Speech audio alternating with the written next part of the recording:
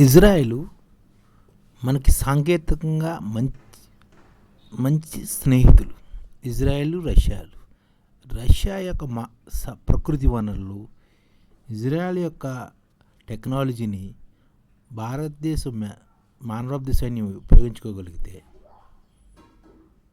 ప్రపంచ ఆర్థిక శక్తిని శాసించే స్థితిలోకి భారత్ ఎదగవచ్చు.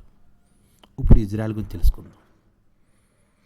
ఇజ్రాయెల్కు అవసరాల నుంచి ఆలోచనలు మొదలయ్యాయి. సంకల్ప బలంతోనే ప్రగతిని సాధించుకుంది. ఎదురయ్యే ప్రతి సమస్యకు పరిష్కారాన్ని కనుగొంది. నీరు లేని ఎడారిలో పంటలు పండించడం అసాధ్యం. గతంలో చిన్న చిన్న పేపాల్లో నీరు తెచ్చి మొక్కల యొక్క ప్రాణాలను నిలుపుకున్న ఇజ్రాయెల్ రైతులు ఎంతో శ్రమతో ప్రయాణించి సాగించి పేపాల్లో నీరు తెచ్చుకుని చుక్క చుక్కను ఒడిసిపట్టి సాంకేతికంగా అభివృద్ధి సాధించి నేడు తమ ఆహారాన్ని వాళ్ళే పండించుకోగలుగుతున్నారు. అంతటితో ఆకుండా ప్రతి చుక్క నీటితో మానవ శ్రమ అవసరం లేకుండా, అంటే ప్రతి చుక్క నీటితో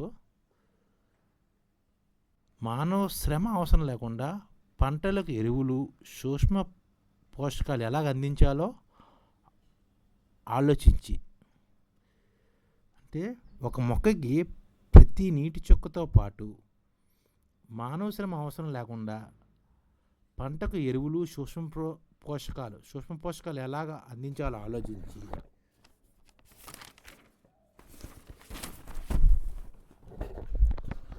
ఏదో ఒక సమయంలో అందించడంతో సరిపెట్టుకోకుండా కంప్యూటర్ ఆధారంగా పంటకు ఎప్పుడు ఏ సమయంలో ఎంత మోతాదులో ఎన్ని పోషకాలు అందించాలి, ఎంత మొత్తంలో అందించాలి అని లెక్కగట్టి ఆ ప్రకారము సమయానికి ఆ మొక్కకి అందిస్తూ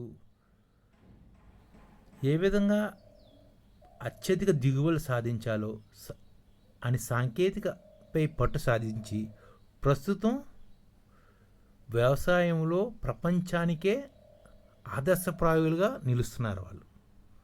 అంటే గతంలో ఎడారిలో నీరు కూడా లేని రైతులు నేడు అతి తక్కువ స్థలంలో ఎక్కువ పంటలని సృష్టిస్తున్నారు. గంటకు 6 నుంచి 16 లీటర్లు నీటిని మొక్కకు అందించే స్థాయి నుంచి గంటకు 1 లీటర్ కన్నా తక్కువ నీటిని అందించే సాంకేతిక సహాయాన్ని, నవీకరణను వాళ్ళు అభివృద్ధి చేశారు. అంటే గతంలో ఒక మొక్కకి 8 నుంచి 16 లీటర్ల నీరు గంటకు ఇచ్చేవారు. ఇప్పుడు అంత నీరు కూడా ఇవ్వవసరం లేదు. 1 లీటర్ కన్నా తక్కువ, అంటే అవసరానికి తగ్గట్టే ఇస్తూ అంటే నీటిని సద్వినియోగం ఏ విధంగా చేసుకున్నారో ఆలోచించండి. అంతేకాకుండా ప్రపంచంలో వ్యర్థ జలాల్ని 75% పునర్వినియోగం చేస్తున్న దేశం ఇజ్రాయెల్. దీని తర్వాత స్థానంలో స్పెయిన్ ఉంది. అంటే స్పెయిన్ 12% వ్యర్థ జలాలు మాత్రమే పునర్వినియోగం చేసుకుంటుంది. అంటే ఇజ్రాయెల్ 75% చేస్తుంది. అంటే ఆ మురుగునీరుని 75% శుద్ధి చేసుకుంటుంది. ఉప్పు నీటిని తాగునీటిగా మార్చే ప్లాంట్లు 40 దేశాలలో ఇది ఏర్పాటు చేసింది కూడాను.